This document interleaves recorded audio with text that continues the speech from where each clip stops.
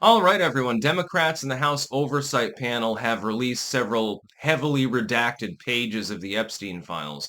Republicans keep pushing to simply release them all, preferably in as little redacted form as possible.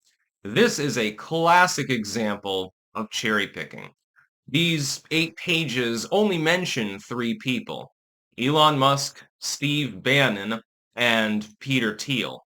All of them are Trump allies. Wow, what a coincidence. See, the problem is that because they're so heavily redacted, we're not even sure that any meetings took place. Now, Epstein had been hauled in on state charges before these meetings might or might not have occurred. We do not even know.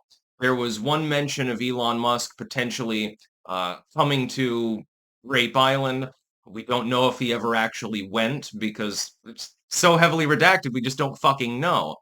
And there's no indicator that either of the others, Bannon or Thiel, because this is before the federal charges against Jeffrey Epstein. So, this is before people, I think suspected he was a pederast anyway, or was trafficking. He had been found guilty by that point on state charges for prostitution and soliciting a minor for prostitution. How old that minor is, I do not believe is known either. Um, we're not 100% sure, but then they just gave him a slap on the wrist for this particular incident. And so he wasn't widely known as being pedophilic. Trump, after those charges, had continued to be around him for a short period of time. Trump himself. He then shit-canned him from all of his properties once he tried to pick up an underage employee. That didn't sit well with Trump, and he said, get lost, basically. Then he cooperated fully with the FBI for the federal investigation, something that the liberals are not mentioning when they talk about the Trump Epstein files. Yeah, no shit. A bunch of rich and famous people are mentioned in the filings, but we don't know what the context is. This is clearly a hit job. This is an attempt to run with the lie, and it is a lie, everyone, I can assure you. The lie that Trump has surrounded himself with a bunch of pedophiles and stuff and repeatedly rapes people and walks into women's locker rooms and assaults them and stuff. They're trying to astroturf this as a thing because they can't really talk about the economy right now because inflation is cooled. GDP growth was much higher than normal, it turns out, revised sharply upward. So can't talk about the economy. They certainly can't talk about, immigration unless they're pushing for open borders. They can't talk about crime without people saying, hey, remember the whole defund the police thing? Oh, by the way, here's where this crime is occurring. All leftist mayors. Who would have thought? They can't talk about any of those things, and a lot of people have got, I think, diplomacy fatigue at this point, so that's no longer even necessarily at the moment a front burner issue. Probably will become so in the immediate future, but at the moment, really not. What are you going to talk about? Donald Trump is big, orange, round, poops his pants, big baby, reads Hitler, and by the way, he's a pedo. That's basically all they can do. These individuals are all closely connected to Donald Trump. Certainly Musk with the Doge movement, Peter Thiel with Rumble and other things that he's doing, and certainly Steve Bannon with the War Room. I mean, he's directly associated with Trump as well. Clashed a few times, but he's team populism, it seems. So you have to tarnish these people. You have to smear them. This is what you do. It's called kneecapping. What you do is when you cannot really go against a person's projects, their ideas, the things that they're saying in the direct sense, you make up a bunch of shit about them. They do this all the time. Look at the Pissgate scandal, so-called, for example. Remember when Elon Musk waved to the crowd and they thought he was Sieg Heiling? Again, this is just kneecapping. It's like, look, he's a Nazi because he held his hand like this briefly, quite clearly saying, out to you, basically. It's not a Sieg Heil salute. It's not the way that it's done, number one. And number two, the meaning was quite evident, actually. But they're like, oh, shit. Donald Trump is now teamed up with, well, now I think he's the second richest, but at the time, the richest person in the world. This is bad because usually the Republicans are running well behind in the monetary sense.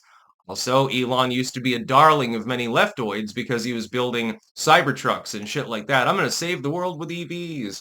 Not that EVs will save the world, and Tesla is actually one of the less important things that Elon Musk has done. I think that Starlink and SpaceX are much more important. Those ones he's got an A plus on. But this happens over and over again. Any scandal, no matter how spurious the possibility is that anything even occurred, is taken without any grains of salt whatsoever, just totally bland by the legacy media and by their cohorts, by many of the people that actually still pay attention to them. They do not think critically, and so if Orange Man bad, I can say, hey, the other day I was walking down the street in Brooklyn and I saw Donald Trump with his entourage, and I shook his hand and he told me to fuck myself. And then he bitch slapped several people, and I saw him smoking crack in the bathroom.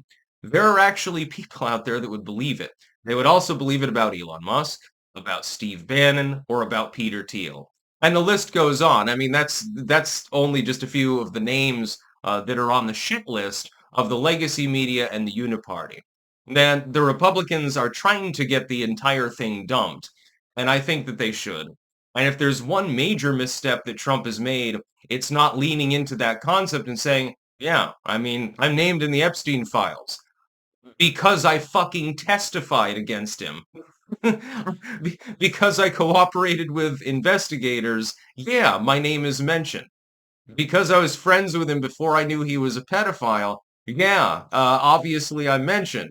But he's mentioned in a positive light. I have no doubt that if this were unredacted, all three of these others would probably be mentioned the same way. That's why they're redacted. There's nothing sensitive there. It's an effort to simply put the names out, associate them with Jeffrey Epstein and therefore with human trafficking without any further context. This is like when people take short clips out of someone's speech and then they post it online. It's like, well, this candidate, look at him. He's quoting Adolf Hitler.